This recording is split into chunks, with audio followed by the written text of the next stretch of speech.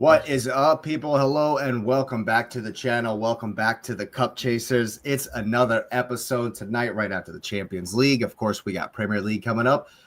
And I got my man Nez in the building. And we have a very special guest for you this evening. The first Liverpool fan on the channel, Mr. Asif. How you guys doing tonight? Fine, thank you. Thanks for inviting us.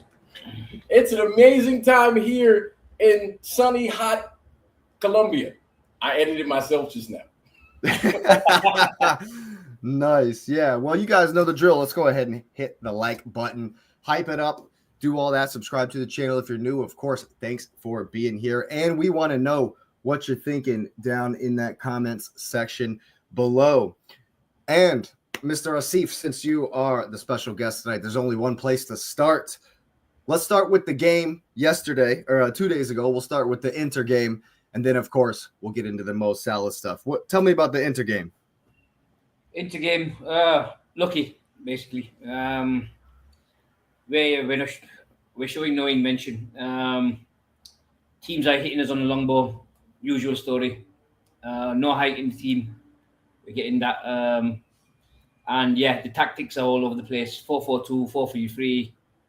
Then switching formations all the time. I don't think most of the players know what they're doing with all the tactics. It's more reactive than proactive. Some of the substitutions, just disappointing really.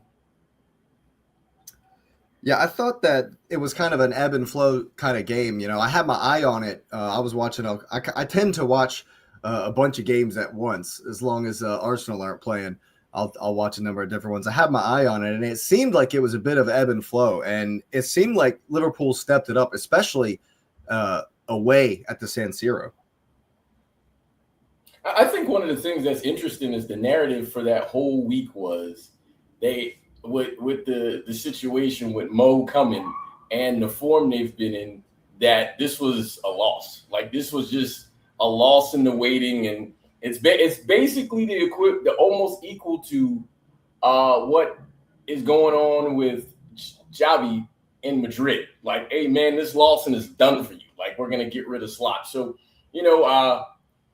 I don't know how far that goes in the grand scheme of Slot, because I don't know the feeling about Slot from a fan, even though I'm sure I'll give you my perspective in a minute once you finish yours. And so once you look at that, you're like, okay, well, Slot made his comments about, is he out of the team forever? And he was like, no, even though he started with he's not going to play anymore. So it's a bit confusing, but an important result for them because they need whatever they can get at this moment.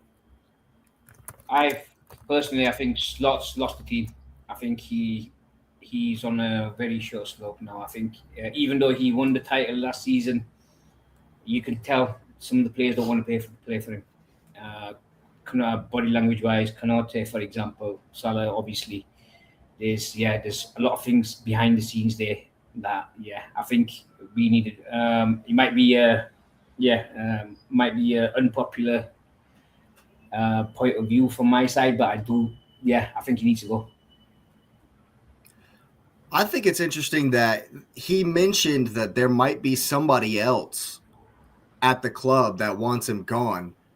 When he made that statement, because I don't know if you've listened to like the whole interview. I've listened to it a couple times. When he made that statement about somebody else, it sounds like he wasn't talking about Slot, because then right after it, he made the comment that I don't have a relationship with Slot anymore, and to me, there's so many different moving parts to it, but it's just at the end of the day, not even as a, taking my Arsenal hat off, as a fan of the game, I was a little bit let down by somebody who's a legend of the club. And I feel like his attitude should have been the opposite, as far as, I've got the legacy. The fans already love me. I need to try to pull the team out of the mud here. But instead it went the other way. And maybe not coincidentally, 4 games without Mo, undefeated. I think with that, you're right. We've seen a bit of an improvement since he's out of the team. Also, I think he's been advised very wrong. Strikers are usually selfish. I get that. A lot of them are. Told him to come out and say this. Yeah, but he's wrong. As a Liverpool supporter, no one's bigger than the club. Even though he's a legend, absolute legend, I don't disagree with that whatsoever. But he's been advised wrong, and if he had any sense of damage control, media control, whoever's advising him would say, look, issue an apology, get it out of the way, and then at least even in January, if they want to sell him, they can put their hands up and say, look, I made a mistake. Someone still might take him. You know, the funny thing about that is I agree with everything, but what I found interesting, and I understood, because, you know, Jamie Carragher is just a character in itself, right? So it was funny because the way Jamie Carragher went at him, I thought was a bit weird too, right? It's because personal. Because the thing he did was he was like, because when we text in the chat, he was like, well, he said, oh, well, you know, he was a failure at Chelsea. But I'm like, well, hold on. Because he was, yes, okay, at Chelsea he was there, but so did De Bruyne fail. So we're not talking about Chelsea's success with having 3,000 players. So that's first. But second, when he played at Roma and Fiorentina, absolute monster. When he came back to, and I mean, that's how much people have followed him. He's been good like that for so long. So to use Chelsea, an outlier example because as soon as he hit Liverpool, he was good. He wasn't like, it was never a moment he was bad at Liverpool. So literally after he left Chelsea, his next 3 clubs, he was very successful. To pull Chelsea out, it really felt like, you know, a spurned lover. You know what I mean? It was really, really. And people went at him for that because they're like, you know what, we get it. Like we don't think, because I don't think what Mo did was right? But like Carragher likes the, maybe he likes the attention, or that's just who he is. I don't know. But he went after Egypt too. He went after Salah's Egypt, and I don't think I heard an interesting take that sounds right to me. I don't think Carragher really knew what was going on as far as the last 10 years of Egyptian soccer, Egyptian football. I don't think he really knows. And so some of the things he said were way off base. Did you hear about what Jason McAteer said about No. when he said Henderson was more important? Yeah, no, that was the one that got me. Because Carragher said it too. He said, you know, as far as leaders, you know, he said Steven Gerrard. I said, okay, no question on that one. And then he said Jordan Henderson. And I'm like, you mean Jordan Henderson, who was in the same team with Mo Salah? There's no way you said Jordan Henderson was more important than Mo Salah. No. What? The guy that's playing at Brentford right now? The guy who literally the world was questioning, hey man, how come he could keep getting England call-ups? Because he's not good like that. Like, come on, man. Like that. Well, again, the England thing, Southgate in England is a whole. That's Exactly. a whole nother. That's a whole nother thing. But it was weird because they had literal like evidence and rational things to say to go against Salah, and they chose to be like a scorn lover. Like, come on, man, don't do that. I think that Carragher somewhere back in the day just has an issue with Salah for some reason. That has to be what it is when you attack him personally. And also you can see, because did you hear what Steven Gerrard himself actually said about about the situation? He said that and it was a very diplomatic, it was an answer you would give, Lewis. He said that he understands why you would be frustrated by not starting. He understands that if you feel like if you have this feeling and someone at the club maybe wants you gone, or maybe it's Edwards, maybe that's who he's kind of pointing at, then he understands the frustration. But conversely, you can't do that. You can't go out in public like that. And pretty much you said you got thrown under the bus. No, you threw everyone under the bus, and now on the face of it, it looks like the club is forced into disciplinary action. It seems like Slot is forced in just on the face of everything, but Gerrard was talking about how he also had issues at times with managers, and you got to do it behind closed doors. Henry said the same thing. He had issues with Wenger and Pep, but he would never, ever go into the media. But also, I think you also have to look at it. Times have changed. Henry and Carragher and Gerrard didn't have social media. Yeah. So just like we know all the younger players are definitely on social media and hearing maybe even us, anyway, you have to know that some people are seeing this and react. And I think Mo and his team, if he was being advised, reacted to some of the stuff from Liverpool fans, from opposition fans, some of the banter. And I think Jamie Carragher has just kind of picked up on some of it. Why would you repost that Instagram photo of Mo in the gym by himself? That's personal. Well, the other thing is, I was saying to Asif, I was like, hey, man, Mo could have left last year. Like, he spent all of last year talking about, oh, well, I don't know. And he played his heart out. Had an amazing season, deserved every award he won last year. And he could have went out on a high. But, he made the decision to say, oh, well, I want to get re-signed. And the funny thing is the money he's making at Pool, he could have made in Saudi or somewhere else. So it's not like there was nothing to be gained by signing and then doing what he did, right? Like, he could have got literally everything.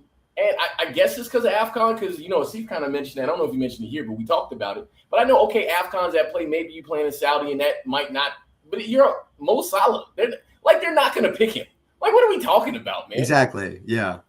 After he's gotten them to the past 2 World Cups. Come on. Yeah, man. I mean, I obviously haven't done a whole bunch of research on the Egyptian league, but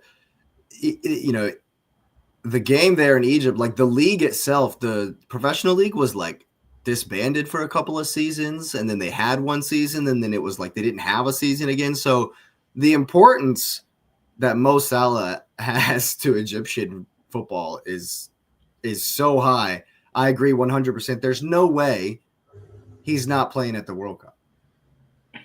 But that's another thing that could have sparked this incident as well. Him getting all this attention when he goes further away to the international team. He's been the main man. He's getting all this attention when his home country comes back to Liverpool, and he's not being the main person, and that's like a hit to someone's ego.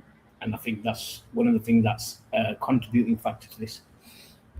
Well, that's that. And Jake, this. I see if I might have said this to you. This is why I was fine all last year when they were like they're gonna let Kevin De Bruyne go. I was completely fine with it because I'm like, you get this because these guys are world class, literal legends. Some guys are not cool with not playing. They're just not. They think, like, being honest, like in the games where Mo would come on as a sub, he thought his presence on the field was enough to win a game. Not professional sports, it's not. What are you talking about? You know what I'm saying? Like, hey, not man, anymore. Mo can't step on the field and be like, okay, because as an example, not those salt, but when City played Liverpool, they didn't respect. Mo Salah was like in O'Reilly's pocket the whole time. Yeah. And O'Reilly's not like a great defender. And I'm like, come on, if O'Reilly can pocket Mo, where are we at? But these kids have no fear, man. These kids have no fear. Look at Miles Lewis-Skelly. He ain't afraid of nobody. This is when we're talking about Arsenal in comparison to Liverpool. Look at it. We wouldn't be able to get away with that with Arteta, for example. Look at on slots. If you look at the management style, he's letting a lot of them get away with stuff that like Arteta would have put his foot down. Absolutely. Just as a comparison, he's done it before to Martinelli, for example. He's done it to a few players where, like, okay, you're out of the team. Just look at Aubameyang. Yeah. Look at the whole Aubameyang situation. Yeah. Exactly. This is the thing, and I think there should always be a thing where Liverpool have always had it for years, where no one's bigger than the club, and that should be shown now. That's my opinion. Realistic, and Liverpool being like I'm jokingly but seriously a history FC, but a historic team. Like, for sure, there's no like if Cristiano Ronaldo couldn't walk back in Man United and just like walk through the door, there's no player, none. Especially in current, the only player that might even get kind of considered is Messi, and Messi couldn't do that. Messi couldn't walk back into Barcelona. There's no player bigger than the club. None. No way. None. So yeah, man. I don't know what he was doing, and the thing about it is that while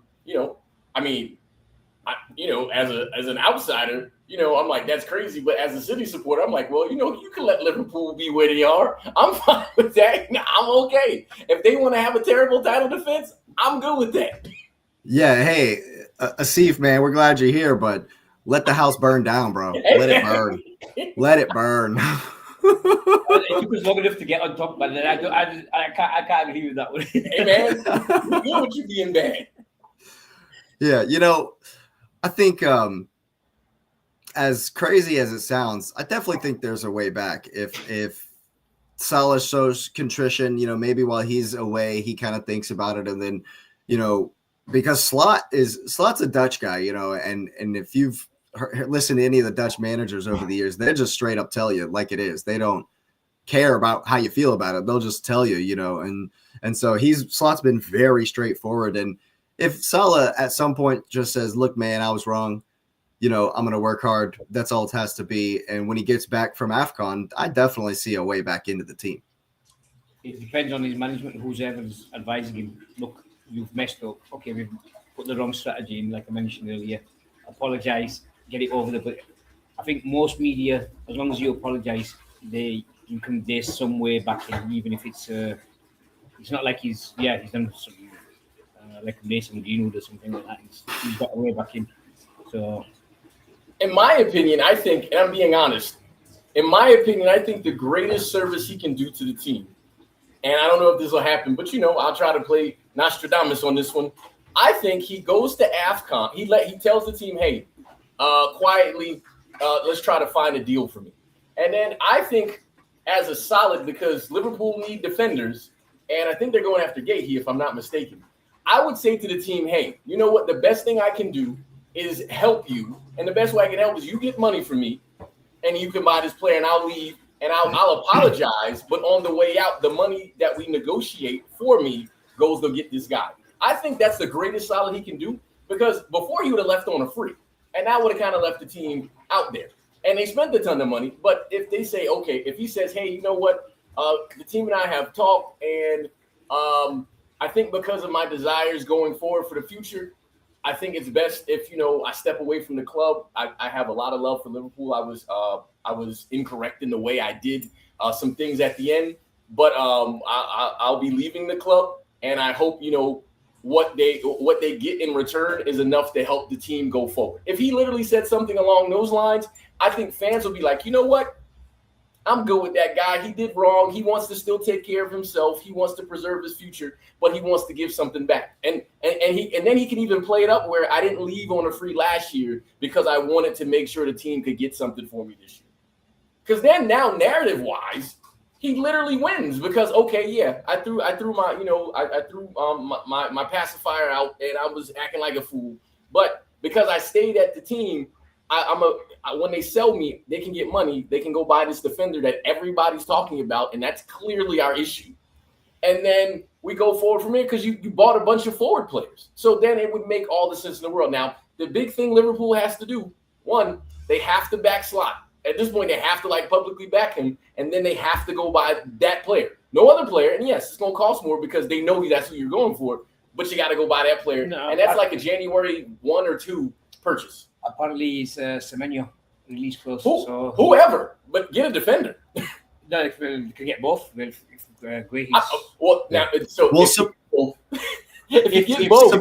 suppose that does happen and it goes down like that. Steve, as a Liverpool fan, how would you respond to that? I assume you were a Salah fan before this, and I assume you're probably still a fan after this. But I'd be happy with that. With the situation it is now, let things calm down, let the team get back to, trying to focus on the season instead of, backroom politics. I would be fine with that personally. And then at least then he can still retire as a legend. People, okay, yeah, he made a mistake. It's happened everywhere. Even Gerrard had that flirt with Chelsea before he... So, yeah, that's my opinion. I think that works. Now, I will say, as an outsider who can throw hate, because at the same time as I can empathize, I can hate. The jokes will be out there about them spending $14 billion to get players. Now, we're going to talk about how much money they spent. And nobody better say nothing about City spending no money if they buy 2 defenders and the amount of money they'll spend this year. I don't want to hear nothing. Well, let's be honest. City have never defended a title in this manner. Well, we didn't really spend so many net spend as much as you guys for the past how many seasons. So if you try to balance that out, and what about this 115? I haven't forgotten. What about the 115? Is that ever gonna?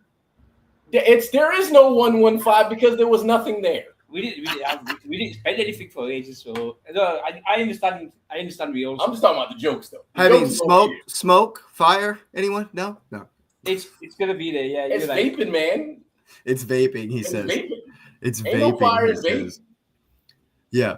Well, since Anfield is currently on fire, Brighton are coming.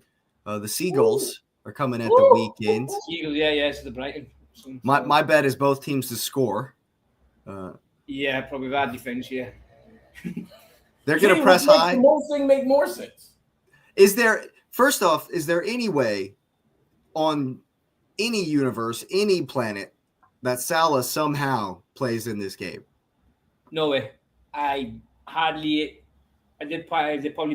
play a youth player at the moment. Before Rio's going to play instead of Salah. Yeah.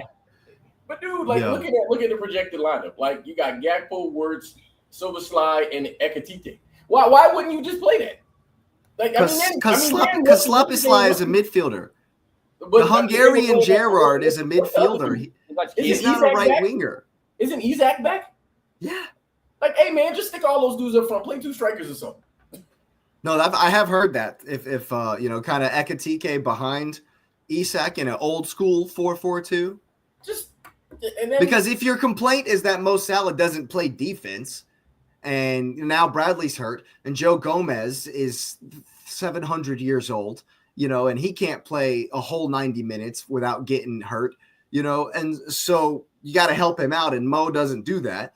So if you put Szoboszlai in a traditional right midfield role to play the defense, and I mean, Gakpo, I guess, comes back and plays D on the left side, I guess. It doesn't matter. By the time as much as he changes tactics in the middle of a game, he won't be 4-4-2 for long anyway. Well, that's why I'm saying it don't matter. You got 1,000 attacking players sitting on the bench, man. Yeah. Just play all of them.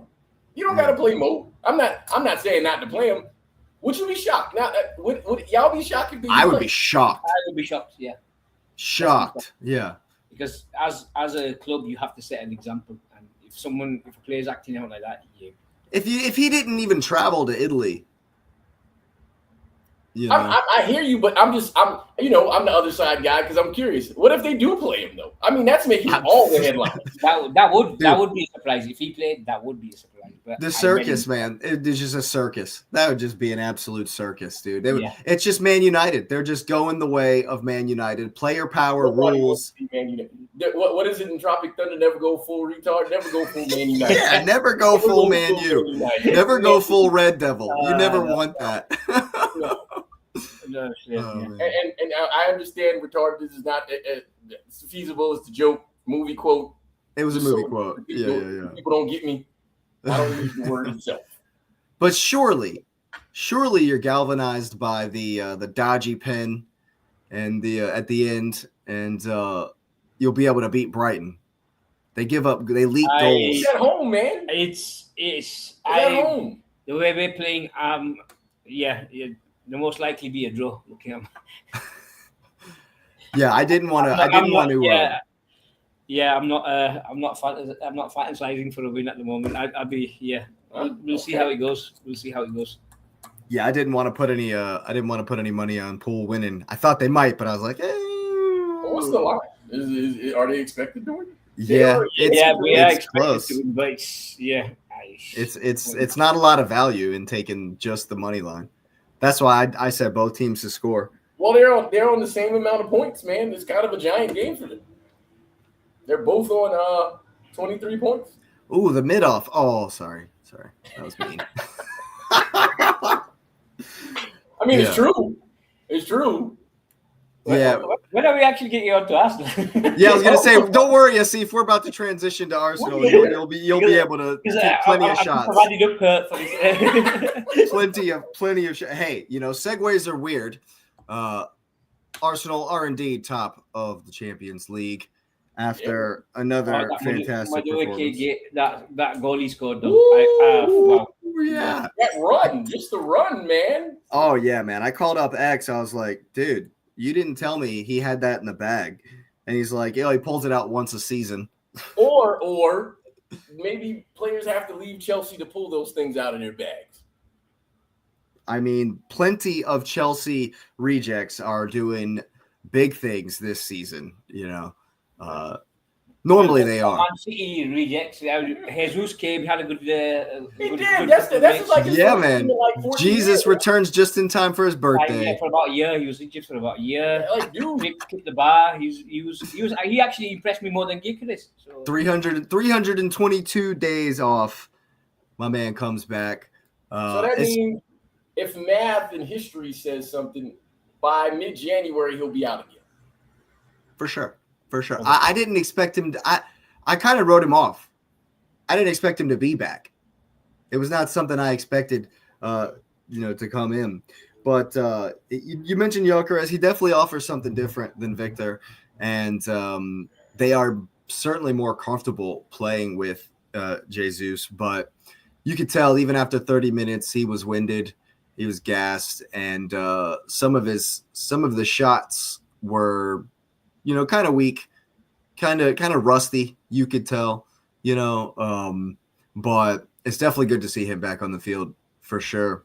And before we get into the Victor Gyökeres stuff, because I know that's the juicy business that most people are wanting to hear about, but I'm thinking macro level, man, such a good season so far, perfect in the Champions League. We conceded one goal and I don't know if you watched the Bayern game. It was a fantastic goal. That 17-year-old kid, Carl at Bayern he's something, dude. He's lighting it up. He's probably going to get the call up for the World Cup, I would imagine, for Germany.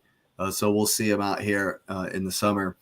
But yeah, man, I'm incredibly happy with the Champions League effort. We 10 first teamers out. Yeah. Christian Norgard steps into the center back. I was not familiar with that you could do that. And he goes back there and has a fantastic game. Not that, we'll be fair, we'll be honest, not that Bruges, were too dangerous. They did have 18 shots and Raya made 7 saves. I didn't realize that until after the statistics says it didn't seem like them. I guess I felt comfortable most of the game. And that's something that I've been grateful to see from the Arsenal. It's that consistency of mentality. No matter who's in there, they all seem to know, what they're doing. In my match reaction, I said that Norgard understood the assignment. He just came in and he did exactly what that position required of him. I thought Hincapié was good as well. It was good to see, definitely getting some rest and rotation. I want to see the same against Wolves. And I think Wolves are horrendous, so we should absolutely smash Wolves. Yeah, I mean, you could just run that same lineup out again. Absolutely. I would. Saliba again. There's just none of them. Well, yeah, I wouldn't. I didn't catch the roundup, but what did you think about the Rice and Odegaard's spat that they had? Did they? I didn't know that. Yeah, what happened? Yeah, no, they had a bit of a spat at the Rice and Odegaard. Yeah, at the end of the game against Aston Villa. Really? Yeah. Oh. Yeah. They were sniping at each other. I think, but like what we were discussing, slot and differences between Arteta. I bet Arteta just went down hard on both of them. Yeah, probably cut that out. Yeah, because they were devastated at the end of the game, man. You could see it for sure. Well, yeah. I think I said that to you too. It's because Henri talked about that. It's and we've talked about the mentals because I don't know if you heard this, Asif, but I said I've been standing on 10 toes down on Arsenal need to go all in on the club. The what's the cup called? The Mickey Mouse Cup. That cup, yeah. So the League Cup. So they got to go all in for that because if you don't win, you don't know what it feels like. And so that loss to Villa, even though I feel like as long as Emery is the manager there, they're always going to come in at you like that because Emery looks for it every time to get you out. It don't matter where he is. I think tactically he just has Arteta's number, man. It just is what it is. He got extra juice when he plays y'all. He can't wait to play Arsenal. He loves playing you guys. And so you look. Hey, man, it's not our fault that you were dating 2 women at the same time, doing on some crazy madness. You weren't paying attention to us, trying to play that wingback. Nah, man, get out of here. Get out of here. Get out of here. Sometimes guys got to have multiple things in the street. That's what helps them focus, like the Michigan. I thought he was talking about me till he mentioned we wingbacks. Then I was like, okay. But I look at that, and the thing is that I think if they take that opportunity to kind of galvanize themselves and say, yeah, we did react the way we have a right to be emotional, but like, hey man, it's one game at a time. Like you and I have talked about it. You can't let that one game mean more than one game. Like if it was a final, I absolutely understand that. But it's one game, and you're still in front. Like you guys are what, 2 points? 2 points out of you. Yeah. Well, come on, man. Well, now, yes. Do you hear the footsteps? Yeah. Now it's not the same footsteps because as a City fan, and we'll talk about them later. We're just like we're okay. Like we're not the city that people know. So I don't know. No, you'll just put a run together. That's what you always do. You just put a run together, and then it'll be. We put a run together to make top 4 last year, but I'm gonna let the year play out because January I think is gonna matter for us too. It's gonna matter for everybody. You definitely say game by game. We have Wolves this weekend. You're at Selhurst Park.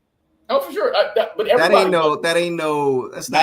Welsh game, mate. That's the commentators during the Champions League game was like, hey man, City might have one eye early.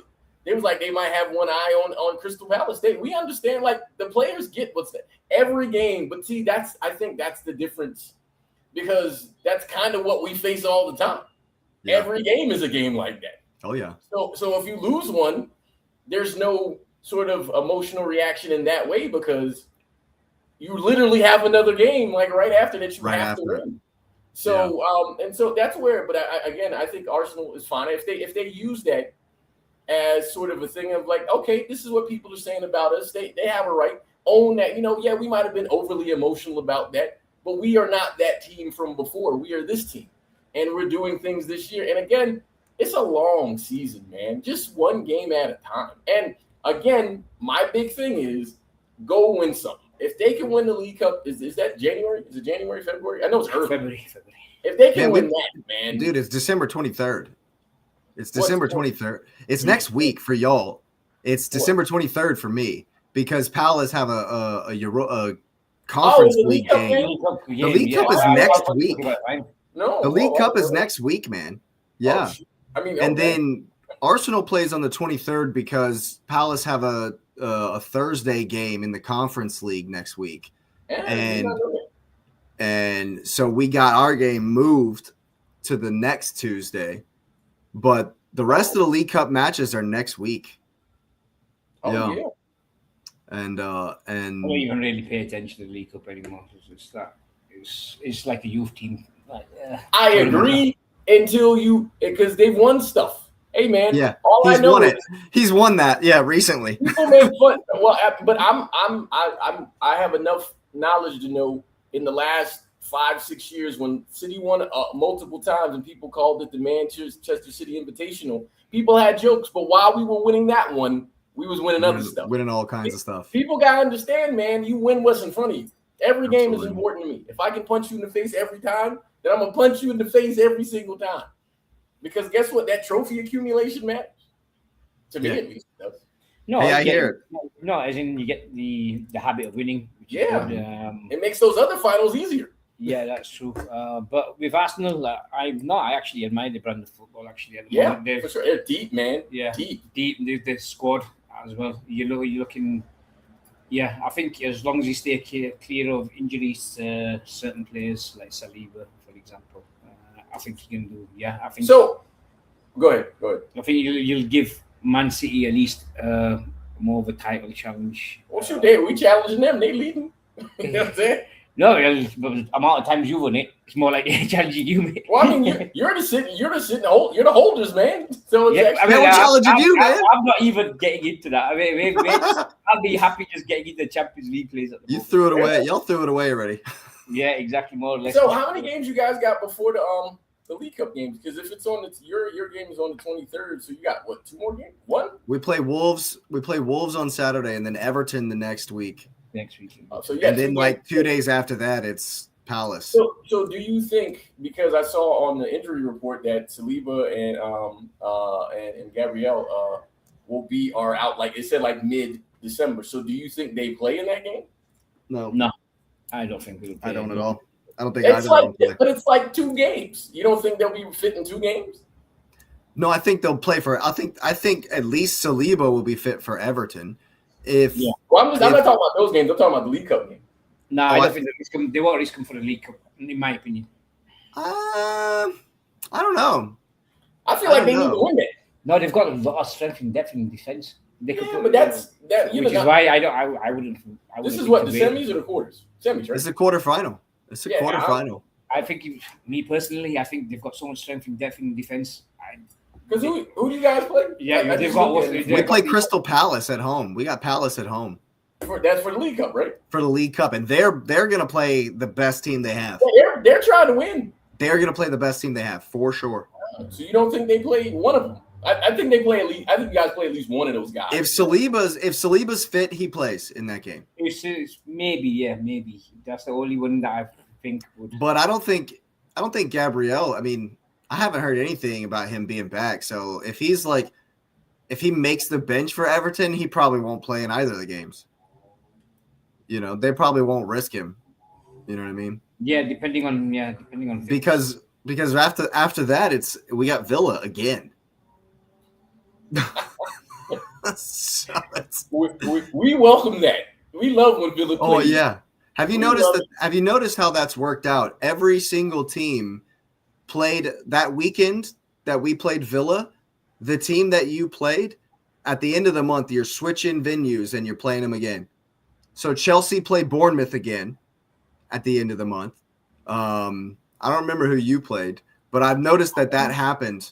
I think Man U are playing Wolves again. You guys are playing Brentford in the Mickey Mouse Cup as well. Oh, they're playing Brentford in the Mickey Mouse Cup? Yeah. Hey, man, we take them serious, though. We take everybody serious. Yeah, sure. You have to. Yeah. I'm serious, man. You got to take all these games serious. Like, you definitely do. And I think as far as Wolverhampton go, I think Arteta. We're gonna win. Unless anything, if we don't win 5-0, like I'm gonna give you 3, but I don't even think that's a game, man. If we don't score at least 4 goals, I'm putting it down as a poor performance. Did you watch the Man U game? Dude, Wolves are bad. Wolves are relegation favorites at the moment. Favorites? Are they not down already, man? No, they're Derby County. Derby County is sitting there rubbing their hands. Derby County's like, oh, this record's about to get broken. Dude, they're bad, man. And I actually want to speak on Wolves for a second because they've sold. Let's look at the players they've sold and haven't really replaced. Let's go all the way back to Ruben Neves, who went to Saudi. Mateus Cunha was gone. Pedro Neto was there. We got Nunez. Yeah, Mateus Nunez. They sold Aït-Nouri. They sold Sarabia. They sold who was their guy in the midfield the last season that was so good. They sold that guy too. And they brought Vitinho plays for PSG. Yeah. Did he used to play for them too? Oh my! He was actually goodness gracious. He didn't get a game, and then they got. And now he's on Ballon d'Or levels right now. Yeah, exactly. But he used to actually play for Wolves. That's crazy, you know. But my point being is, look at who they've brought in. You know, no offense to the likes of like Bogard and Stren Larson, you know, but I mean, there's a clear gap there, and I think they made a huge mistake firing Gary O'Neill. If you go back to that season, they got robbed like 6-7 times on some really bad VAR decisions that cost them a lot of games, like back to back to back to back to back. And it cost Gary O'Neill his job. I think that if they would have kept him there, they would not be in the situation that they are in right now. You know, because Arsenal are going to blam them on. When you mentioned Gary O'Neill, he overachieved with the team he had. But I personally think so. I think West Ham, more or less, they're another one that might be switching managers soon as well. So well, it's cool because Rob Edwards is there, and I've seen him go to a bunch of different jobs, and this job at Wolves is literally crying out for the dinosaur himself, Big Sam. Big Sam to come save it, because there's nothing else there. You know the dinosaur guy. I know, but even the dinosaur guy might have a hard time with this one, so might get JJ Okocha out of retirement. Yeah, man, they've lost 8 straight games, bro. They've lost 8 straight games. Like, are they still on 2 points? Like, how many? They're on 2 points, and it doesn't get better, man. They play Brentford after us, and then it's y'all 2 next. It's Liverpool and Newcastle away, rather. I think they're it's not gonna get better soon. How have you played 15 games and have 2 points? Well, they got one off Chelsea. Or no, it was Spurs. Sorry, it was Spurs. Even better. They got one off Spurs. It's not looking good. It's not looking good. But what I'm really hoping. Go on, sorry. I definitely think that Zubamendi's going to get a rest. And knowing Arteta, he's still going to be taking them kind of semi-serious. He's it's still a Premier League game. For example, if we don't win this game, if we draw, the head loss will be astronomical. But you thought the reaction after the last game was something. If you draw them, if we draw the Wolves, that will be. I would understand the reaction then. Yeah. So I think he's going to play. Yeah, you can't draw that one. I think he's going to play. I'm not even saying the words of any other result other than the draws only, because any other thing. No, anything. If we don't win 3-0 plus, it's a bad day. Period. For sure. For sure. If we can see, dude, they've scored 1 goal in over 8 hours. Man, you let them score the first goal in 8 hours. I'm not, So what I'm hoping is my hometown team Leeds look good. So look at here you go. That says it right there. Thank you, Chris. That says it all right there. 22-1. Hey man, why are they giving up a 1? No, he's saying those are the odds. He's saying the bookie will give you 22-1. You can't. I'm going 22-0 odds. Can I go with that? There's not even a 1 there. I'm good. I know that's not even real in betting, but that's how bad they go. No, I hear it. But I think it's going to be important. I think I wouldn't be mad actually to see Norgard play in the center back. I think Timber had a small knock, so he'll probably come back in, and you'll probably see Ben White, Timber, Hincapié, and Lewis Skelly again, or maybe even Calafiori. And I'm thinking we're going to see Eze Odegaard in the middle because Martinelli, and if Trossard is fit, he starts on the left for me. And then, of course, it's going to be Gyökeres. Is Odegaard having an injury issue? No, he's fine. I think he'll start just to get the minutes back up, just to get back to full speed. Yeah. And honestly, because I think Saka is just relentlessly overplayed, you could definitely start Madueke after. Yeah, I wouldn't start Saka at all. No, you can leave Saka out for sure because Saka's been overplayed the last couple of seasons. I think everybody agrees with that one. Especially with now you've got adequate deputy. Yeah, I'd play. I mean, if I'm Wolves, I'm personally offended that what people are saying. Hey, nobody should play. If I'm a Wolves player, I'm like, hey man, Never mind. No, dude, they don't want Saka. They don't want that smoke. No, man. No, yeah, I think if Madueke starts, I'm totally fine with that. But what's very, very important, I think, apart from no injuries, that's priority number 1 after the 3 points, of course. But what's very important is I need Victor Gyökeres on the score sheet, man. I need him to have a striker's performance be influential in this game, and I want a hat trick because I need people to shut their mouths. I'm a fan. A little breezy about I'm a fan, and it's getting nasty out there.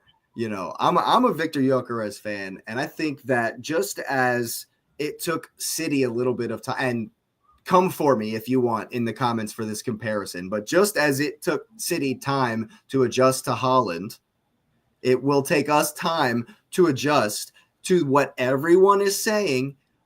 Arteta doesn't like playing with a striker, right? I've heard theories that Gyökeres was forced on him, that Andrea Berta said no to Sesko that Arteta wanted and forced Gyökeres on him because the fans made him do it because we were pressuring them into buying a real number 9 or whatever, you know. And so we have, and we've bought a number 9, but Odegaard and Saka and Martinelli and Trossard and Rice, and they haven't played with anything but this Jesus false 9, this Marino dropping real deep, this Kai Havertz doing Kai Havertz things. Anyway, you know, Gyökeres is a true out-and-out number 9. He's trying to get on the last man. He's trying to bully the defenders. You know, he's trying to run into the channels. And I think that while at times we have had success with that, you can look at the Burnley game. Yes, it's Burnley, but I will also cite the Atletico Madrid game where we absolutely smashed him, and Gyökeres was instrumental, not just because of the cock goal, but because he absolutely ran that game. I think that the more he plays with the, you know, established starting 11, the better and better and better and better he's going to get. And I need him to score. I just need him to just beat a guy and bang him. Better opposition than Wolves at the moment. Just put it that way. Well, you know, the funny thing is that's an interesting confidence, man. It doesn't matter the opposition. Just bang them in. Yeah, you got to score. But what I find interesting in what you just said, I didn't know was that, you know, that our Arteta was forced to take him, because if we're being honest, like when we talk, well, that was a theory. That was a theory I heard. But if we think about it, that kind of leans into behavior, because the Havertz purchase makes sense, and all the other guys he's bought in that spot kind of makes sense. And Gyökeres being there is like it was very not on par. So if someone said that, I'm inclined to be like, you know what? He might not have wanted him, you know? But he didn't buy Marino or Havertz to play up top. He bought Jesus to play up top. Well, I mean, we already know the deal with that, so I'm going to just leave that one alone. So, you know. Yeah. Well, like I say, I hope he scores from open play. I don't want any penalties, Jake. It'll have to be from open play. Yeah. Hey, I'll take penalties. No, but well, I agree, but I think for those kinds of strikers, I think it's a different kind of goal. You know, like for example, the Haaland narrative, and he's not Haaland, obviously, but you know, like the Haaland narrative of, oh, he hadn't scored in 5 games, and then, you know, the goal was a penalty, and so they use those things as like public narratives to kind of question the striker. And so I think an open play goal would be important, because even if it's just a simple header, you know what I'm saying? Like if it's a simple header or a tap it, an open play goal has a different feel because it feels in flow. Whereas the penalty feels like, you know, it's something that, okay, unless you drew the penalty, I don't know if that feels the same way. Because, you know, I mean, is he your penalty taker? I don't know if he's your penalty taker or not. If Odegaard's on the field, Odegaard probably takes it. I didn't think he was your penalty. Yeah. Chris thinks we should go pretty weak inside. I would not mind this at all, honestly. Yeah, I think that's a lineup. You know, to bring in Nwaneri, bring in the kid that played that got his debut versus in the Champions League, the 16-year-old Salmon. I think that's how you would just say it, like it's spelled there. Simone, I guess. Yeah. I'm gonna disagree with his second comment where he said rest the team for Everton. I wouldn't play weak lineups. I would not I wouldn't play do that that against Everton. But I wouldn't play weak lineups consecutively. No, he's saying rest the team to play the strongest team against Everton. Oh, okay, my bad. That's what he's saying. Yeah, okay. He's saying go weak and then have Gyökeres lead the line because we definitely need that. Yeah, that would make sense. Yeah, and then get the full team. Well, the only reason, and the reason I'm saying it because you got a cup game after that, so they need legs and. Honestly, man, we thought that the festive period kind of started. It hasn't. It starts with Everton, right? So we got Everton on the 23rd or the 20th, Palace 23rd, Brighton 27th, Villa the 30th, Bournemouth the 3rd, Liverpool on the 8th, Portsmouth on the 10th. Like we don't have another week off until the 10th to the 17th of January. That rotation is going to be something serious, man. That's why they've been investing quite heavily in the squad. Yeah, so because that's what killed us last season, So so I'm hoping that like before the end of the year, everyone is back. That would be nice to be able to have everyone versus Villa and not have to play, a back four that's never played together before. I mean, none of that matters to Emery. Emery does not care who you put on the field, sir. He does not care. Hey, man. All he's saying is good evening. That's all he cares good about. Evening. That's Yeah. all he cares about. Yeah, I hear it, man. Nah, he's definitely a good manager, and I think he's done a great job there. They got another win this evening, actually. Yeah. What about Man City? Are we? Oh, Jake got it. We'll get there. Oh, yeah, we'll definitely get there. I just think it's important for Gyökeres to kind of silence the doubters, kind of. I mean, I guess people just want goals, man. I see it. I see the work he's doing. I see what it does for the team. Not for nothing. The last 3 away games that we did not start him in, drop points. Just saying. I understand, Jake, but he could be like a Firmino for you guys, basically. Yes, Firmino was super important.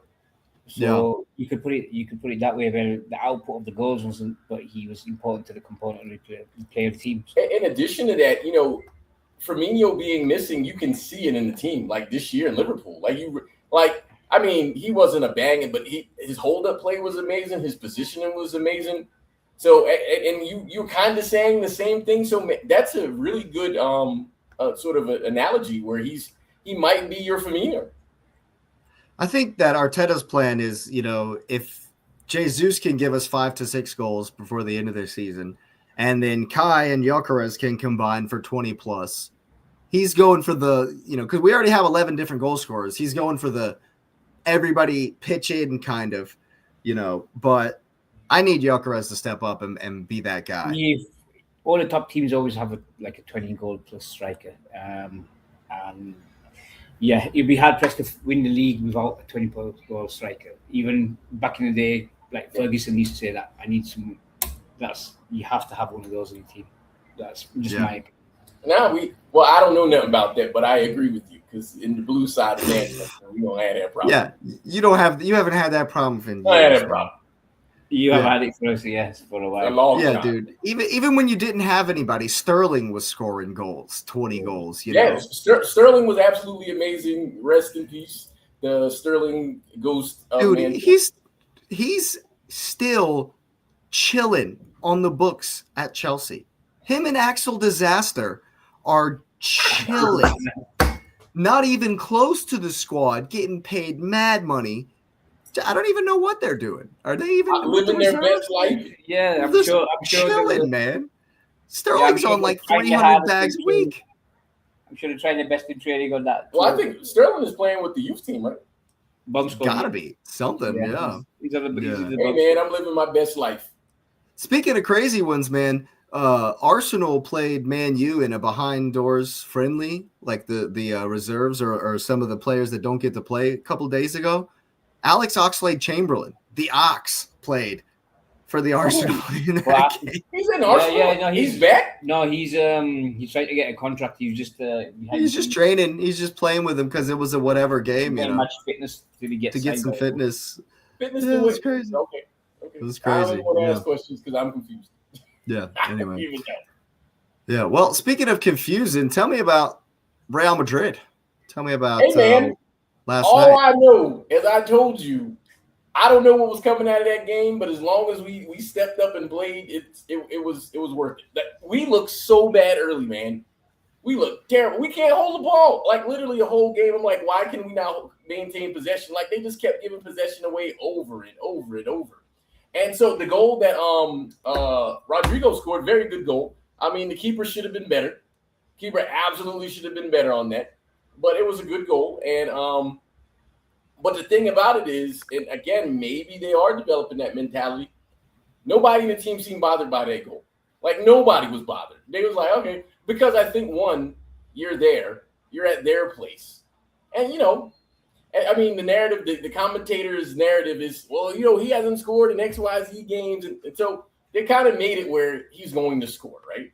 And so he scores, and then all of a sudden they was like, oh, we know how to attack and counter, because we counterattacked in that game pretty decently.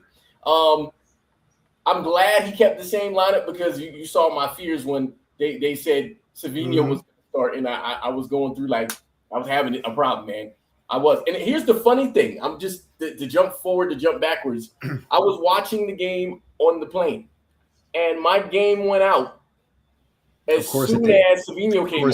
I didn't even make it do it because I left the game last time when he came in. Yeah. And I told you that's my thing. I literally left the game when he put him on. I was like, I don't want to be here. No, I can see you pressing the button for the stewardess. I don't like my movie. Stewardess, can you change the movie? It's crazy. No lie. As soon as they were like, we're making a sub, my stream went out. I had to listen to it, but I could not see the game anymore. I'm just saying, I don't know why he plays. And apparently, he played well, even though, nah. I don't remember seeing that. That's what people said. I don't believe none of that. You got to look at it this way, though. Real Madrid had a lot of gear. First teamers out. So, hey, man. And that team set up the way Alonso's playing them at the moment. That team set up for a counter. That's how Ancelotti had them. And now they try to play a whole different style of football, which is why they're struggling at the moment. I don't care how a team set up, because at the end of the day, if we got 3 points, I don't care about none of that. I don't care about none of that, because we didn't, and I've been on it. We haven't looked great this year. I've stood all the way on that we haven't looked great. We've been super inconsistent. So if we can, and Madrid, the annual Man City Madrid match, which somehow gets literally scheduled every year, as a real game. Because we've met the Champions League 5 years in a row. I think I think that's correct. Hey man, if we can beat them there, they closed the top. They did all the intimidation stuff. We're gonna close the roof so it's louder and whatever. And then we went there and we won. And I'll just leave it like that. And Haaland got a penalty, and it was funny because the commentators were like, Haaland hasn't touched the ball and blah blah blah. And I was like, okay, what does that mean? And the funny thing is that people questioning the penalty were like kind of goofy. But that kind of goes to my Gyökeres thing. If you draw the penalty, then that's a different kind of thing for you. Because, how is he? It's not a penalty when he's going towards the ball and the guy takes him down and he's going forward to the ball. Like, it's literally a penalty. Like, what else are you going to call, right? And the fact that they tried to call the same thing on the other side where, was it Asensio? Asensio chopped. No. Are you talking about when in the first minute when Nunez kicked? That was outside the box. Outside the box. No, it was the one and later after the Haaland penalty. Yes, but Vinny's bit, so it's whatever. But it was the one. I think it was Asensio and Gvardiol. Gvardiol knocked him down, but that's because Asensio threw his leg in front of Gvardiol to make him fall, and then he knocked him down. I'm like, and people are like, that's the same thing. I'm like, it's not. You literally watch him throw his leg in front of the defender.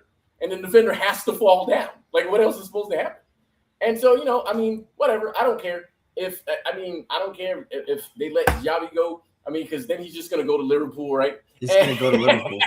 And the funny thing is, and I'm being 1,000% honest, I think his style of play fits Liverpool better anyways. So I think Liverpool actually would be better if he went there. I don't think he's going to go there. I don't know, man. I don't think playing the 5-back or the 3-5-2 formation. I don't think playing 3 center backs will ever win you the Premier League. Maybe you can have some success. Huh? We did that. We had Stones. We had You never played a wing back system. Oh, okay. Well, you said 3 center backs. So I'm like, Stones was doing this thing. Yeah, 3 center backs with two wing backs going up and down. Sounds like Joe Gomez. He's always injured as well. So. Hey, but no, I'm not saying like they're naturally center backs. Arsenal has 7 center backs right now. Yes, you know. But hold on. That's not what I'm saying. Blasphemy about John Stones, we're not going to allow it. He said he was like Joe Gomez. John Stones is not like Joe Gomez because John Stones is good at football. Don't do that. Hey, that's between y'all. Joe Gomez, well, the injury record. The injury record, yes. But when Stones comes on the field, he's not Joe Gomez at all. So we're not going to do that. But yes, I agree with the injury part because he's hurt right now. Yeah, I just don't think that formation. Like, look at Amorim trying to play that formation, and maybe that's just Ruben Amorim, and he's not, maybe can't make it work or whatever. But just in this league, I just don't think maybe you can have some success. Like if you look at some of the like the relegation fodder teams that are playing that. I think Trent could do like it. Sunderland are okay doing it. It depends on the game. I think like depending on the game, on the tactics, etc. Yeah, you might go with, but not like you say, not all the time. You won't work in the Premier League. Yeah, you can't play the whole time. You need a fullback like Trent. Like that's the only one that works. Now, I just so we don't ignore the comment, dude. We're not on the World Cup, but I'll answer that. Do the U.S. beat Paraguay and Australia? Yes. Yes, absolutely. Yes, we beat USA to go in the World Cup. And how far do I expect them to go? Well, because it's here, I think we've paid for at least round of 16. Knockouts. We paid for that one. I think we'll at least get to the round of 16. We'll at least win one knockout game, I think. We've paid for that. Because we've paid for it? Yeah. And that's another thing. You see the group? That's another thing I want to get to is how expensive the World Cup. I was going to get to that at the end. Yeah, no, for sure. How expensive it is. Yes, we will go as far as long as we all the games are on the West Coast, so they're making sure everybody watches the games. Like I don't think people understand the magnitude of that. They're playing in San Francisco twice or Santa Clara, and then they're playing in Seattle. They're making sure the entire United States are watching these games because they're going to be 7-8 o'clock games, which means they're like 5 o'clock game. Everyone is going to watch USA. So we're going to win if that's our group. We're going to win all those two. Who else is in US's group apart from Paraguay and Austria? Who's the other one? It's one more, right? Yeah, there's one more. I don't know who's it. Yeah, I forget. That will be a top seeded group one, but I don't know which one. It can't be. Yeah, I forgot. Well, I don't know. Well, those 2 wins will be enough for us to get into the I got you. Yeah. Paraguay, Australia, and the playoff team. Whoever the playoff team is. Okay. I don't know one of who's the in playoff playoff. teams. Yeah, you've got a nice group.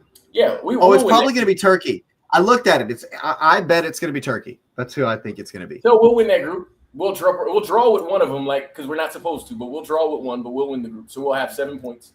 And honestly, Turkey might win the group if they get in. Well, they got that young guy Arda Güler. They've got some good players. We paid for the knockout round, sir. There's no way El Presidente did not pay for that. So we're at least in the knockout rounds, and we'll probably get an easy one. And then after that, we're gonna get punched in the face by someone good. So there. Absolutely. Well, let me ask you about. I want to poke some holes in your team because I don't like you very much. Hey man, it's fine. Tell me about Mateus Nunes. Looked a little shaky, and he has done for like 3 or 4 games. Since last season, he's looked shaky. So, well, I mean, you already know my opinion. First of all, I think Kuzanov should be playing over there. Yeah, where's Kuzanov? On the bench. At least he's on the bench, but he's on the bench. So Kuzanov should be playing there, but I understand why Pep doesn't play him there because Nunez gives us width because Doku and Foden and Shirky all come inside. And if you stick Kuzanov over there, Kuzanov's not crossing the ball in. He's not. He's a defender. So that means you would have to have either a center half who can go out there and invert and play balls out wide, which we're not going to do because that destroys the formation. So you have to play someone out there. I would not be surprised if we get a right back in the January window just for the width purposes. Even though I mean, if we're being honest, and it's a little weird, but like O'Reilly is a bit weird too because Nori provides that width, but we don't care about that because O'Reilly and Doku play so well together. Yeah, they have chemistry. They overlap each other well. They make runs well. Like O'Reilly will cut inside while Doku's wide. Doku can hold the width. O'Reilly will go outside and hold it. So the only reason that Nunez is there is to do that. Because he'll cross a ball in. He'll put a ball in there. And so defensively, I don't have an answer. I mean, he has pace. He's able to keep up with the fastest guy out there, but he does dumb stuff all the time. Yeah. Like all the time, he does dumb stuff. Like giving DCL that goal versus Leeds. But not even that. Like he does dumb stuff. But if we go along the back line, because I've been kind of critical of Diaz because he's Ninja Turtle slow. He makes dumb decisions and just yells and stuff. And then Gavardiol, who's probably the most technically gifted of the guys back there. He's been decent this season. But he's been making stupid errors too. And so you got a back line of Diaz who yells, but it has been quiet. And when Diaz is quiet, that's the best Diaz because we don't need to know he's on the field. Gavardiol is probably your most complete player as far as a defender. And O'Reilly is out there. So, I mean, the back line is what it is. I don't know what we can win with it. If we win something with that group, I will be very happy. I think we could win something, but if we do win something, I'll be very happy because – you can always swap your defense with Liverpool if you want. No thank you. Yeah, Konate is looking for a new home.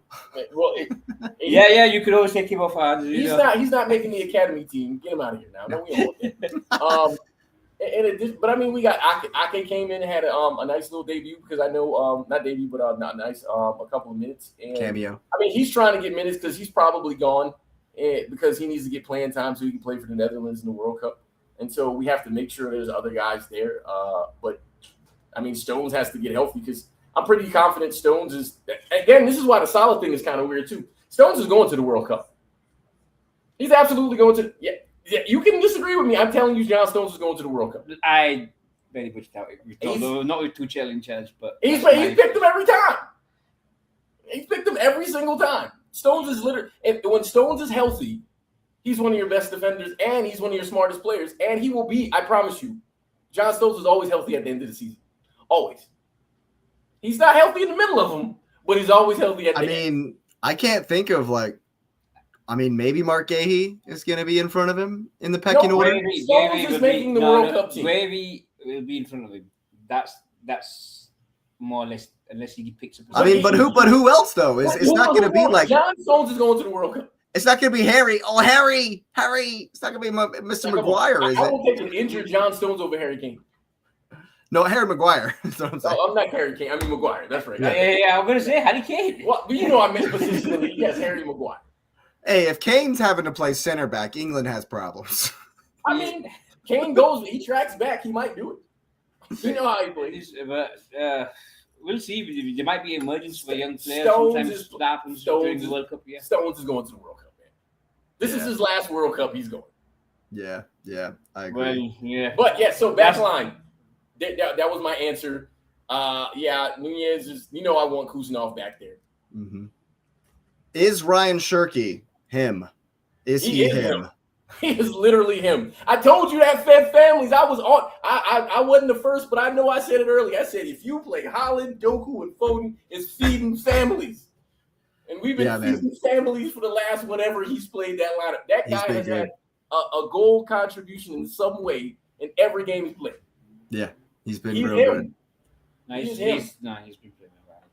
Yeah, man. And the thing is, we feel so fortunate. Not a shot at Liverpool. But we feel so fortunate that you took the guy that everybody wanted. Hey, we're glad his parents was like, we don't want to go to Manchester. Even though we had an agreed deal, according to rumors. We had an agreed deal, but the parents was like, no, we can get more money at Liverpool. I'm glad you got more money because we got a baller. Yeah, I've seen that. Thank God we dodged the grass cutter. Baller. And he is making the France team. He's absolutely playing in the France team. Oh, yeah. Balling. Dude, France is gonna be. Woo! Oh my Great God! France, yeah, I Ekitike is probably going too. As good as he's playing, he's like been your best attacker. So, but so speaking of, since when we went from the back line and we went to Shirky, so let's come back down. Hey man, people were saying, man, Nico Gonzalez is playing a lot of minutes. They're literally saying the same thing about him that they said about Rodri. So, and they're like, we need to get a backup. I'm like, excuse me. The backup was Rodri. Can we get him healthy? Yeah. Can we get him healthy? He played well. Pretty good backup. He played well against Gonzalez has been amazing. Played well against Real Madrid. Amazing. And the funny thing about it is, it's so great because he's been playing so well. And then you have Bernardo, who got his 5th yellow, so he won't be there for the next game. So Pep is now forced to play somebody else instead of Bernardo. We know who he's playing, and I'm not watching that game. I'm telling you right now, I'm not watching that game because we know who he's going to put in the game. It should be Reinders, but we know who it is. We know. I'm not watching that game. It's Galatasaray. No, it's Bozo Gimps, man. You're playing Bozo Gimps. We could play Wolves ABC team. It's Bozo Gimps, man. You have to go to Norway. I'm not watching the game. I know what he's gonna do. I'm not watching it. It's in the contract. Because why? I'm not watching the game. Dude, January 20th at the North Pole. Yeah. Bozo Gimps, man. It's Bodo Glimt is literally like close to, it's like Norway, the really far north in Norway. I don't care. You notice I didn't even said the man's name. That's how serious about not watching the game. He's gonna start calling him 2-6. Who was that? I don't know no people. The only just like Arsenal fans in the whole 2-9 business. The only person who wore 26 to see was Mares. That's the only person I know of. That's it. Yeah, he's a far cry from that. But it was the jokes were great about Bernardo because they said he got the yellow on purpose because he knew that was the next game and he didn't want to go. Which is fair enough. I wouldn't go either. No, they're gonna make him go sit on the bench. In the cold. He can't sit on the bench. Oh, he can't even dress. No, he got 5 yellows. He's accumulating. He's out. He's out. Dude, when I was a freshman in high school, we went up to Greenville, South Carolina, in like January, like as soon as school started back. It was like January 9th, January 10th. That's dude. Awesome. You know how cold that was? I was so cold. I was a freshman. I didn't play. I sat on the bench the whole time. Freezing. That would be even worse. Freezing, man. Oh, dude. I remember that game. Just sitting there. Justice would be to not play him and make him sit on the bench. That's justice. Justice will play with fans. No. Make him sit on the bench. Even make him warm up a couple times. And no playing. And but then don't even his play. contract says he has to play all the time because I know it's in there. You're not going to convince me otherwise now. Well, does the contract say he plays at the weekend? Tough game at Selhurst Park. Hey, man, we found a group that works, but he clearly has to rotate. So Reinders, I feel confident Reinders will play. Reinders will start somewhere in there. Maybe for Bernardo, I don't know. Even though Bernardo plays all our big games. So Bernardo might play. I would play Bernardo in that game just because it's Crystal Palace and Crystal Palace have a record of. Who do you drop? I don't drop anybody. Bernardo's in that lineup. I would play your strongest team. I play your strongest team because then it's Brentford at home and then West Ham at home and then Forest away. So like of those 4 games, Palace is the one you got. What's weird is that Pep doesn't normally go that many consecutive games with the same line. So I think he's going to change something. Okay, I got to change. Did you ask about Nunez? You asked about Nunez. But I think Kuznetsov plays that game.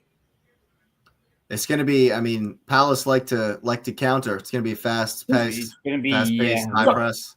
Which isn't that perfect for Kuznetsov? Like literally, he's a destroyer. That's literally what he would do. I would absolutely play him in that game. Mateta on form. I'm Nunez, and Nunez is he'll be paced, but he can't defend. Kuznetsov is running over people. He's gonna get a yellow.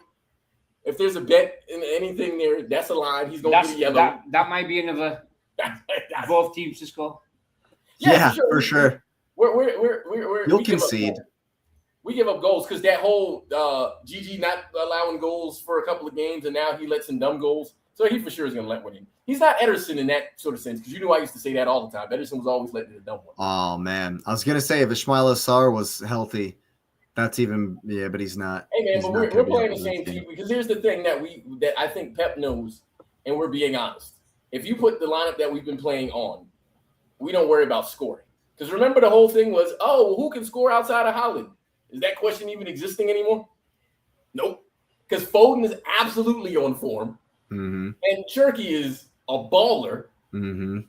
Nico Gonzalez has been absolutely great. Nico O'Reilly has been great. Doku absolutely creating stuff. Big. I mean, he's created tied for the most big chances in the league. When you talk about the English team, that's the one I would take from Man City for them. Oh, Phil Foden would have to say, I hate City to leave, because City will never, ever sell him. Nah. Haaland has the 10-year contract. Stockport boy. Haaland has the 10-year contract. Foden has a lifetime contract. He ain't going nowhere. He's going nowhere. No. I mean, like the World Cup. Oh, he's making the team. He's definitely. You say. I mean, y'all have scored 35 goals this season. Y'all are definitely cooking up top. Yes, Palace have the second best defense in the league, man. We score, man. Yeah. Palace are somewhere else. So I appreciate it. In transitions, they are somewhere else. I mean, if you have seen them this season, they are very fast out of the block. And as you mentioned, Diaz is like a turtle. I'm sure he'll get caught out. He might Ninja Turtle. he might get caught out by one of those transitions. So I'm thinking that's one of the reasons why I'm thinking both teams to score. Does that? So my Kusanov pick makes all the sense in the world, right? Yeah. Doesn't he cover that? Because then Gavardiol could do what he does. That just makes sense to me. I think it's gonna be a good game. I think it's gonna be a tough game. So They're gonna battle. I don't see a high scoring. I don't see a high scoring game. To be honest with you. I don't either. Well, you know what? Hold on. I agree, but I think Cherky has been cooking to a point where I think this is his game, because because of the transitions and all those things. Like, look how he played against Madrid. Like, he needed that. Like, the way they was beating on him in that game. Like, and now on the center stage, because Nico O'Reilly got the player of the game, so he got the Champions League player of the match for that one. So he's riding high. So he's for sure playing that game. But like, you got your new guys who are like finding their form and they're creating. I think this is a Cherky game. I know Haaland wants to score. He scored his penalty, but obviously he wants to score an overplay goal. But I think the goal will be to get Haaland involved. But Haaland, as we've watched him evolve, likes to get other people involved, which is real crazy, right? People don't really love that about him all of a sudden. Like, he doesn't need to score. No, he does not, because his hold-up play is much better now. It's not great. It's much better than what it was. And he tracks back a lot more. But I think this feels like a Cherky game. It just entered my head. I think you're right, because Munoz is out long term. Their left wing back. I think this is a Cherky game. That's a big blow. I think this is his game. The guy that would be up against Cherky. He'd be whipping balls in as well. Munoz, you mean he who will be getting cooked by Cherky, because he won't be now. Well, stick the crash test dummy. He getting cooked. Hey man, Chris Richards is in that back line. You watch it. We need him playing strong. We need him playing strong for the summer. No, I thought he said something about him in that comment or whatever, because I don't know. No. Is there another comment? Did I miss it? No, I was on the World Cup one, that last one, but that we're coming back. Oh yeah. Oh yeah, dude. I think it'll be a good game. I have no stock in predicting games, because I don't know. Like in the Madrid game, I had no idea what we were gonna. Because once I saw the rumor about Savinho, I was like, please God, no, don't do it to me, man. And then it was Marca, so it's fine.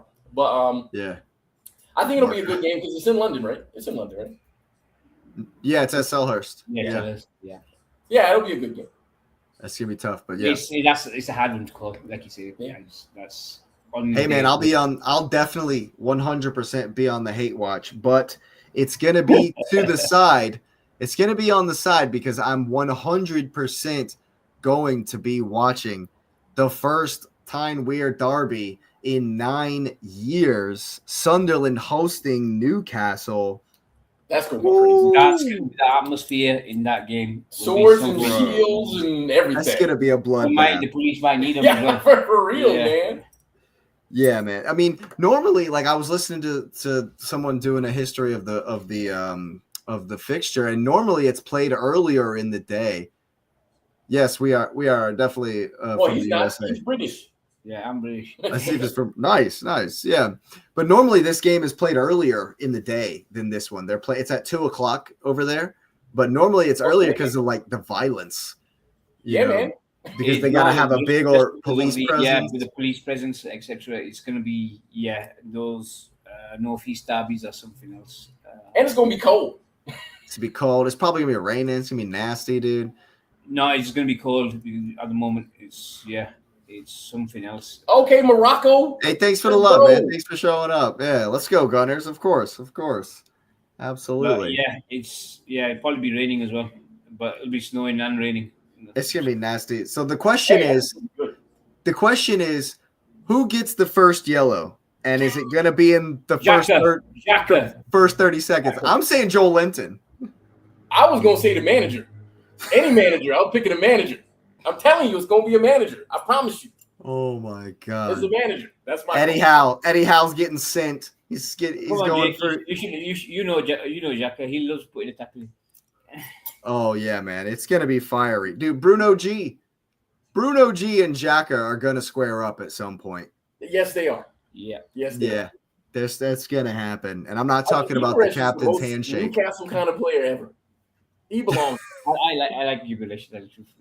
I mean, he was good in other teams, but he's absolutely a Newcastle player. Oh yeah, man. Yeah. It's the German striker. Yeah. He's been on form. That's another one.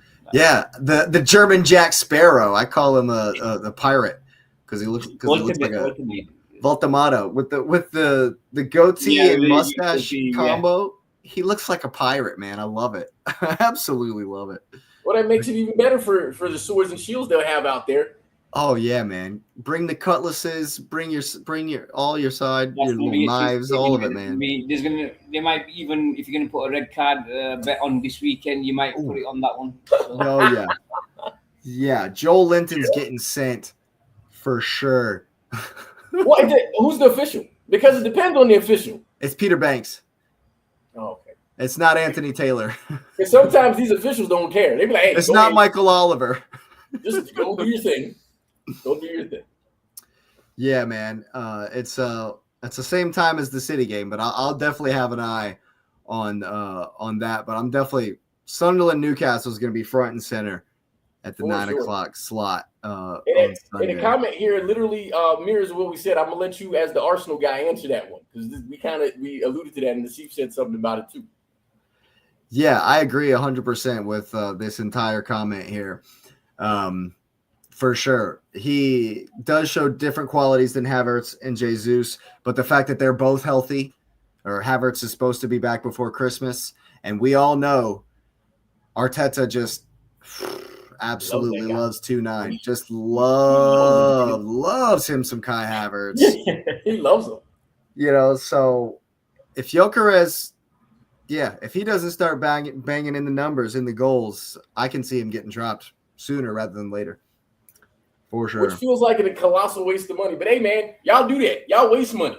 I'm fine with that too. Watch it. This is the City section. Money, we're in the Sunderland segment.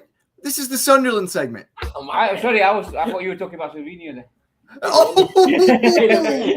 Oh yeah. First of all, I don't know who's talking. Second of all, he was super cheap. Just so we go there, he was super duper cheap. What's super duper cheap? He was like 15. No. I thought he was like 30. For Sevilla? 40. So no, man, 30, 40. Now you're going to make me chat GPT because no. Yes, I will look. £25 million, $27 million. Yeah, because they got him from their sister club. Hey, man, that's what. Potential to reach $43 million. $43 million. Hey, man, he was still cheap. Are we gonna compare? We're not comparing. Was 55. Gyökeres was 55. It's hardly more. It's 15 more. Gyökeres is way It's better more, right? than Savino. At Gyökeres that is time, way better than at Savino. that time, he was It was super cheap. cheap. It was cheap. No, he wasn't. Listen It to was this cheap. guy. Listen to this guy. He's got just bags on bags. Just buying the league 4 years in a row, buying a treble, 43 million. Psh, jump change. Hey man, if buying the league was easy, man, you should have all the leagues. Okay, 115. All right, we hear you. 115. Yes, it's 115 and because that's how we win. Right there. Because there ain't nothing else there. It's the e-smoke. Yeah, I hear you. I hear you, and I agree with this as well. Sunderland do play better than playing better than Spurs and United isn't saying much. And like we said earlier, Liverpool are literally on fire, like in a bad way. Derby games are a bit unpredictable, so I'm not gonna. Hey, I'm backing them to win. It depends on where those games are, though. Yeah, it depends. With any Where red they at at? any time that can just at the Stadium of Light. It's at the Stadium of Light. All three. I'm backing Sunderland 2-1. Oh, for that one, yeah. I'm backing a draw. Yeah, it definitely could be. I'm backing 10 men on both teams. Yeah. Well, speaking of speaking of 10 men, it's been 10 men a lot this season for the Blues, and after their 1-1 win versus Arsenal, Chelsea fans were just over the moon. Just absolutely over the moon after the 1-1 smashing of the Arsenal. But they haven't won since. They haven't won a game since. And it was a shambles versus Atalanta. The reason I want to bring it up is because I don't like Chelsea. And really it's because I heard all this talk about Reece James is the greatest midfielder in the world. He's the greatest right back in the world. We got all – why does Enzo Maresca insist on playing fullbacks in the center midfield? They finished that game with Cucurella, Malagusto, and Reece James as the midfielders. That one. Caicedo was center back. It's Pep Guardiola. That's why. Wait, what? How? What? That's why they played defenders as midfielders, because Pep Guardiola said, you know what? You play all the positions. No, it's Chelsea manager. Well, Chelsea manager was an assistant for. That's what I'm saying. Yeah. Like Maresca literally was the assistant head coach, like Arteta was the assistant head. It's because of Pep. Yeah, but I mean, I don't say it makes sense. I'm just saying it's because of Pep. You asked the question. That's all I got. Oh no, he's right. He's right. Sunderland are losing a couple of players for the AFCON. I forgot about that. I think it's like 7. I think they're losing like 6 or 7 players for AFCON. It's going to be the next 3 or 4 games for Sunderland. Man, that's not fair. You get to play at the Stadium of Light. You get to play at the Stadium of Light while they're at AFCON. Boo! You lucky bastard. But even then. Good call, because I didn't know that at all. You lucky bastard. I didn't know. No, even then he can go either way. I still think the swords and shields are there because the other guys, it's like the people who say are fake gangsters, right? Because they leave after this. You got to do extra stuff. So they'll be there for Newcastle. They won't be there for you. They won't be there when you come to town. Yeah. We had to play full strength Sunderland.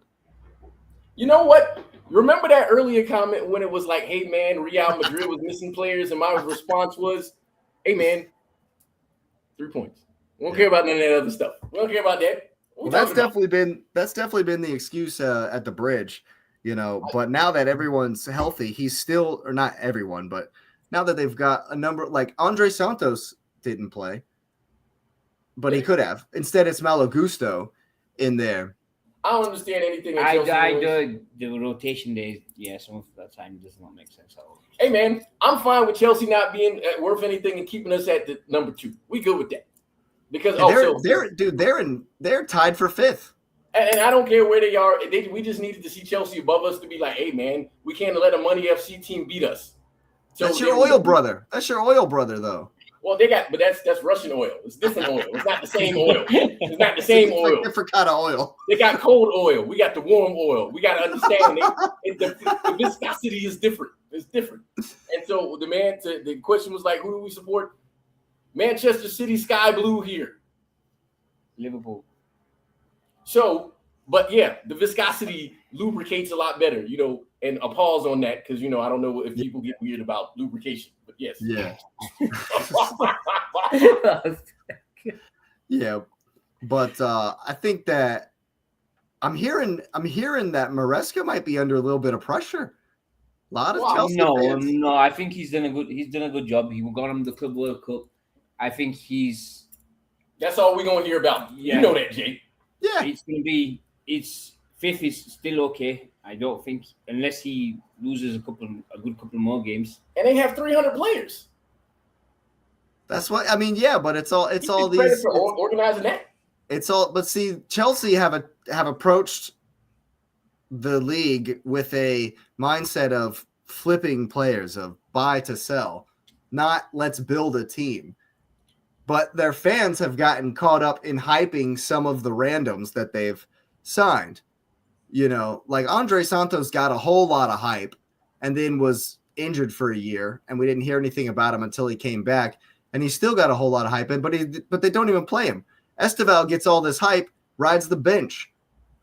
Hey, man, but I'm just saying, like, people are starting to look at Maresca and say, dude, why are you? What's going on? I'm fine with it because there's rumor that City's going to go after him. So you can make him unhappy.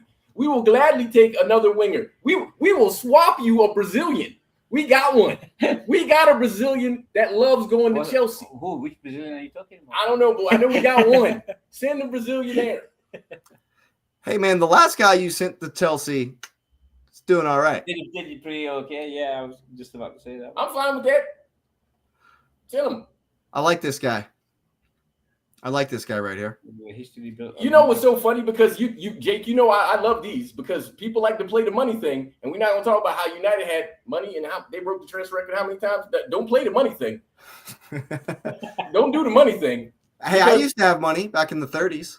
And let's not do the money thing, right? Because then all of a sudden now we're talking about money and we got to go talk about all other teams that spent money that were not successful. Spending money is not enough. It's absolutely not enough. Yeah, just ask Asif about this season. Sorry, I had to. I was just going to say, with Arsenal, I can't remember the last time you guys won a trophy, so I can't. They won the FA Cup, man. We won the FA Cup. How long was that ago? It's like 5 years ago, right? Yeah. Too long. Too long. Yeah. Too long. It's Arteta's first season. So whatever that was. Even if they do win a league, they still haven't won as much as us. For the past here we go. Hey, man. Just putting it out there. Hey, I can't say nothing. I can't say nothing on that one. Hold on. And he just said in the last 5 years they had one more. How much money they spent? Oh, they spent money too. Don't come at me with money. Money is not the answer. Money's because who was the British record for goalkeeper? Isn't it Alisson? Isn't it the center back? Isn't it Van Dijk? Don't do that. Don't come at me with money because money. So you have the last 4 British transfer records? Don't come at me with money because we're not gonna do that. Woof. That's not the answer. But we just use the money from Coutinho. That's how. Yes, the Coutinho money. Still on the Coutinho money. Coutinho money. That's right. Yeah. Hey, man. City got the money that they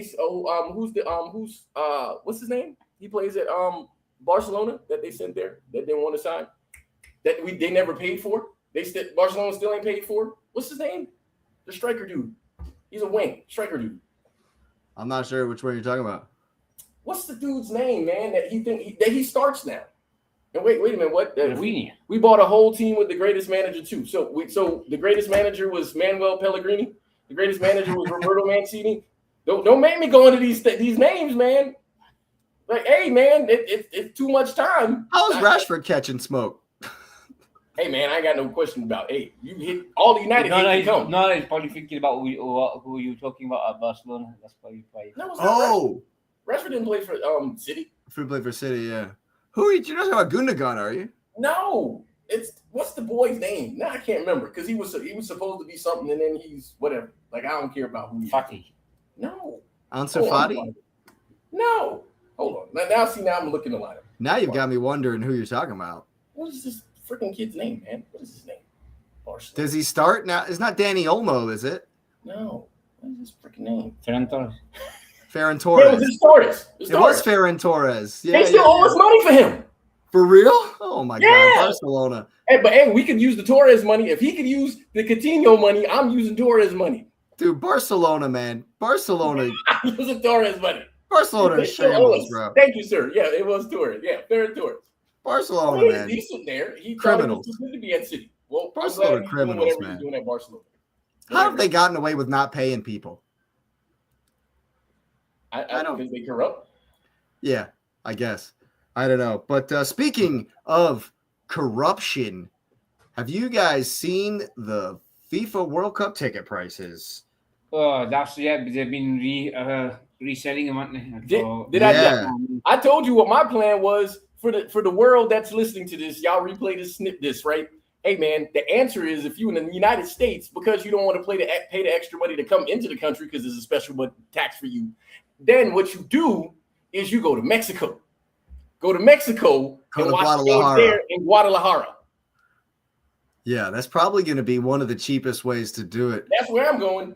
If you just want to see a game, because I mean, I feel like I'm going to be compelled to get one ticket, and I'm going to be angry about getting that one. I am, but I'm not going to the Colombia-Portugal game is the most expensive game because they intentionally put it in Miami. Yeah, and they thought that the final the other year when the Colombians and the Argentines was breaking through and climbing through the air ducts or something. Cristiano Ronaldo and James in the same place, and it's the last game of the group. Oh yeah, you know that those prices we haven't even seen a high price yet. Like before the game, if I own a ticket to that game right now, I'm literally holding it. Now I'm not going to the game because I'm waiting until 24 hours before that one, and I'm gonna sell it for 100 times the price, and they're gonna pay for it. Well, that's what people are complaining about. That's what this article I read is about the fact that they're mad that FIFA has let that happen. They've let it know. They've actually been. They're a part of it, and again, this is why we purchased the USA's quarterfinal appearance because, hey man, if my FIFA actually has a third party platform where they're getting 30% on fees for the resale tickets. It's out of control, man. No, it's just that's when you create a peace prize just to create a peace prize. I'm gonna just leave that like that, man. that got people ticked off too. I'm gonna just leave that like that. You just created one out the blue. No, that was just to grease. Yeah, just to make him up. So we did no racism for how many years? But now, hey, you know what? We need a peace prize. Where that came from? So when they was in when they was in the desert, you didn't have a peace prize, right? And then if you're gonna have a peace prize, why not give Didier Drogba from 2006 for the armistice in the Côte d'Ivoire? When he stopped the war in the Ivory Coast in 2006. Was that not worthy of a peace prize? Do you remember the $60 tickets that FIFA promised everybody? Where it was like $60 tickets across all the matches. 18 of them. Yeah. Oh, yeah, right. Come on, man. Did anybody expect anything this to be just? No. I did not also, but yeah. The thing is, even though it's like all this complaints and there's ESPN articles and people are gonna pay it. Yes, they are. Like that's the issue. Like I hear the noise and the betrayal as the headlines are going or whatever, but people are still gonna go. People are gonna buy it, and FIFA knows that. Yes. Yeah, there's always some person. I'm just curious about when the Ronaldo Messi quarterfinal match happens because that's happening too. You booked that one. Yeah, they're definitely. That one. Yeah, man. I don't want to believe it, but deep down, you can book that one. Deep down, like I actually just watched. There's no way you don't. I just watched the replay. I just watched the replay of the Argentina-Holland game from the 22 World Cup where Messi reaches up and smacks the ball when Ake's going for the slides. Ake's on the ground for a slide tackle. Messi slaps the ball. Maradona hand of God status right in front of the referee, stops and turns around and complains to the referee gets the free kick. Ake never touched him. And Van Dijk goes to the Van Dijk's the captain, obviously, of Netherlands, goes up to the referee like, and then you can see on his face, he goes, whoa. Like he At this knew. point, like why are these guys even being angry? It's fixed. Messi and Ronaldo will be playing. Yeah, I don't even know what that game's supposed to be, but it'll be there. No, you It's guys, gonna Well, yeah, at least quarterfinal. They'll play in Dallas or something. It'll be in a big stadium too, intentionally. US will be at least quarterfinals. Yeah. It is sad to see that, you're gonna have to do some sort of something to get a ticket to these games, or you're just gonna have bags and bags of money. Yeah, they're gonna go with what they're gonna go with is the most American thing you can do. Credit. Yeah. Yeah, that makes sense. But yeah, in spite of everything that there was all kinds of drama around the last cup too, but it was a pretty fun tournament. Anyway, I think it's going to be a good tournament regardless. Especially with the commercial breaks now and every half. So now it's 4 quarters. Yeah, don't make it. What about the halftime show at the final? What did Infante say? He said 100 and something Super Bowls. That's literally what they're going to do. Is it putting Bad Bunny on there? Yeah, I was gonna say, is Bad Bunny gonna be there? They're probably at the final in New York. Oh my god! Why not? No, it's gonna be like Shakira's gonna make a comeback or something for this. I'm fine with Shakira. I like Shakira. Yeah, Shakira's fine. That works. But she's like beloved in the Latin community for sure. So that would go down great. Nobody has a problem with that somehow. Yeah, that one would go down. That would go down well with your president. Oh my god. He would absolutely love that. Yeah. Hey, they're gonna be there.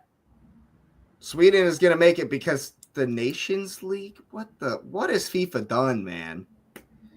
So it's European qualification. I heard about that the other day. That's just plain stupid. Sweden did not win a game in qualifying.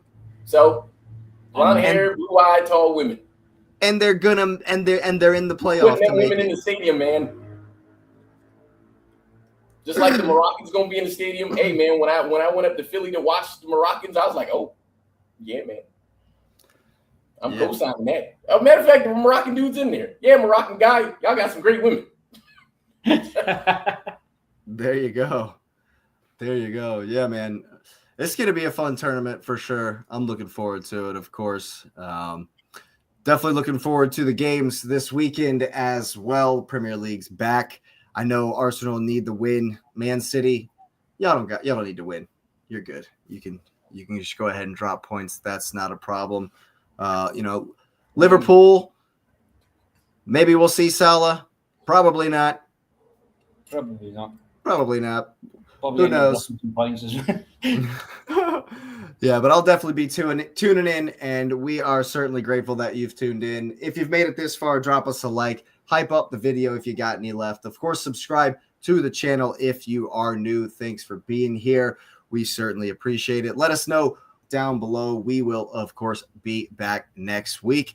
Again, as I said, thanks for being here. And Asif, of course, thanks for being here, man. Special guest for the first time. And you guys will see us next time.